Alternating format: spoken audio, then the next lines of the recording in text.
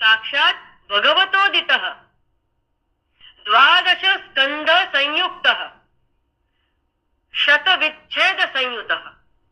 કે છે આ ગરુડ પુરાણમાં કે છે શ્રીમદ ભાગવત ની વ્યાખ્યા આપવામાં આવી છે કે ભાઈ આ શ્રીમદ ભાગવત શું છે તો કે છે અર્થોયમ બ્રહ્મસૂત્રાણામ બ્રહ્મસૂત્રોના અર્થો છે અર્થોનું સ્પષ્ટીકરણ એટલે શ્રીમદ ભાગવત ભારતાશ્ચ વિનિશ્ચય ભારત એટલે મહાભારતની વાત કરી છે એટલે એમાં ભગવદ ગીતા પણ આવી ગઈ એટલે શ્રીમદ ભગવદ ગીતા અને મહાભારતનો નિશ્ચય જો કરવો હોય કે એની અંદર શું લખ્યું છે સમજવું હોય તો એનો નિશ્ચય કોણ કરી આપે છે તો કે શ્રીમદ ભાગવત પુરાણાનામ સારરૂપ તમને બધા આ જીવનમાં એક જીવનમાં બધું વાંચવું શક્ય નથી હું ઘણી વાર વિચાર કરું કે ઓહો શ્રીમદ શંકરાચાર્યજીએ જે ભાષ્ય લખ્યું છે એટલીસ્ટ આખા જીવનમાં એ ભાષ્ય આંખની નીચેથી લિટરલ ટ્રાન્સલેશન બી પસાર થાય તો પણ બહુ ટાઈમ નીકળી જાય એમણે તો લખ્યું છે આપણે તો વાંચી પણ નથી શકતા એમનું લખેલો એક ભાષ્યનો શબ્દ એટલે દરેક પુરાણ આપણે વાંચી શકીએ એ શક્ય નથી આપણા આટલા નાના આ જીવનમાં તો કે છે દરેક પુરાણનો સારરૂપ આ શ્રીમદ ભાગવત છે એ વાંચી લેશો તો બધું આવી જાય પુરાણાનામ સારરૂપ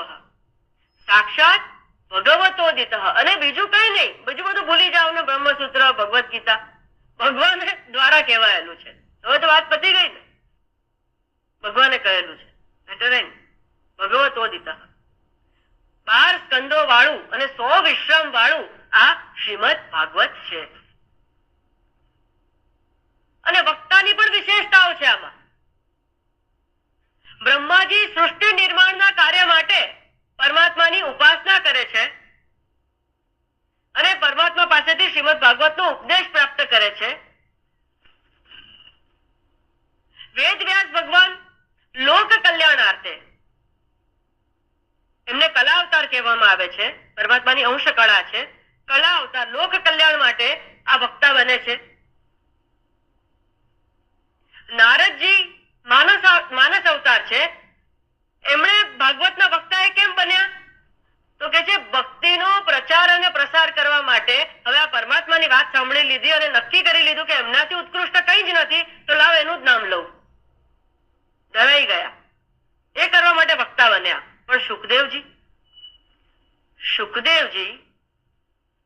એમને